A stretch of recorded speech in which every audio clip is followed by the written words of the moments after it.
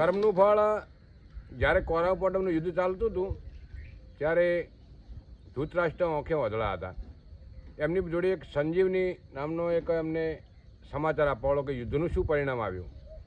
18 દિવસનું યુદ્ધ ચાલ્યું. એની અંદર યક્ષણી સેના, ઋષિમુનિઓ તમામે તમામ અને 100 કૌરવો એમના જે ધૃતરાષ્ટ્રના દીકરા હતા એ બી યુદ્ધની અંદર મરાઈ પરવાર્યા.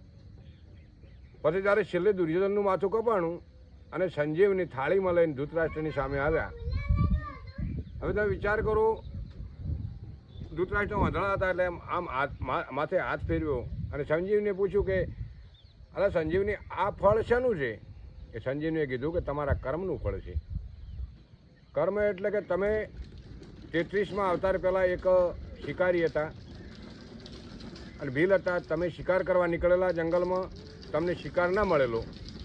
એક વડના ઝાડ નીચે તમે ઊંઘ્યા હતા અને તમને ક્રોધ આવ્યો હતો. એ વડને તમે અગ્નિ લગાવી તો એ અગ્નિ એવી લાગી તેમાં બચલા અને ઈંડા બધા બળી ગયા. અને જે પંખોવાળા પક્ષી હતા એ કલરવ કરતા હતા અને એમના બચલા અને એમના ઈંડા બળી ગયા એટલે બહુ રોકકળ કરતા હતા. એટલે આ કુરુક્ષેત્રના યુદ્ધની અંદર તમને મનુષ્યનો અવતાર આપી અને મહારાજ તમને આ કર્મનું ફળ બતાવ્યું છે કે તમારા 100 પુત્રોના સગાવાલા, તમારા સગાવાલા, ઋષિમુનિઓ અને ભગવાન કૃષ્ણની યક્ષણી સેના આખો વિનાશ થઈ ગયો. એ જે પક્ષીઓ હતા એ પક્ષીઓ જેમ કલરવ કર્યા એમના બાળ બચ્ચો માટે, ઈંડા માટે, એવી જ રીતે આજ તમારે પણ એ જવાનું આવ્યું. આ રહ્યું એક કર્મનું ફળ છે.